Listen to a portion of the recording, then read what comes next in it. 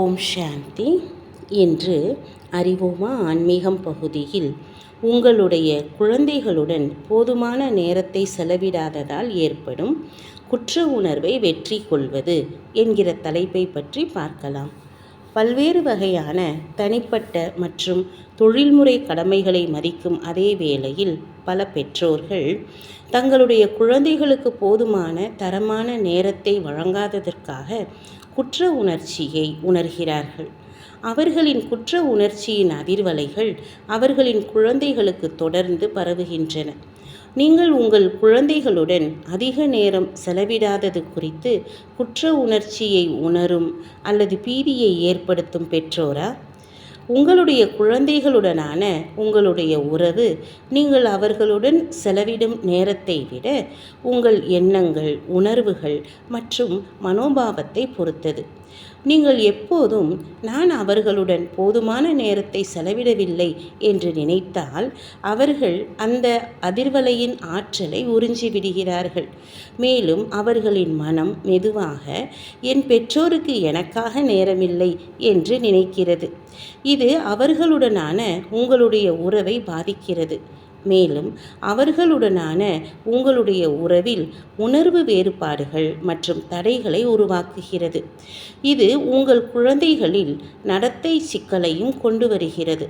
மேலும் அவர்களின் ஆளுமைத்தன்மைகள் வலுவாக ஆகி அவர்களின் தனிப்பட்ட வளர்ச்சி மற்றும் கல்வி போன்ற வாழ்க்கையின் பல்வேறு துறைகளில் அவர்களின் செயல்திறனை பாதிக்கின்றது.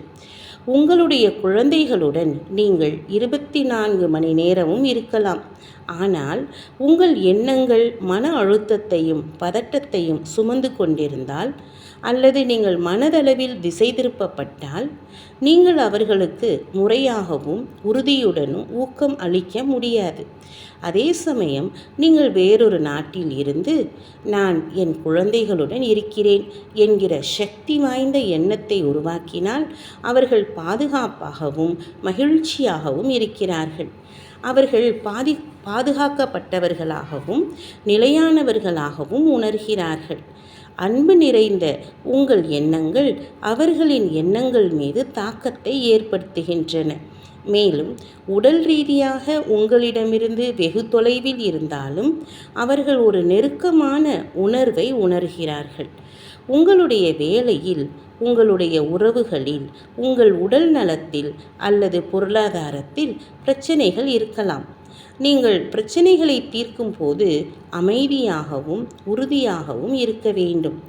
உங்களுடைய மனதின் சக்தி உங்கள் குழந்தைகளுக்கு பரவி அவர்களை உணர்வு ரீதியாக வலிமையாக்குகிறது. உங்களது குழந்தைகள் மனரீதியாகவும் உணர்வுடனும் இருக்க வேண்டும் என்று நீங்கள் விரும்பினால் எப்போதும் நீங்கள் மனரீதியாகவும் உணர்வு ரீதியாகவும் அவர்களுடன் இருங்கள்.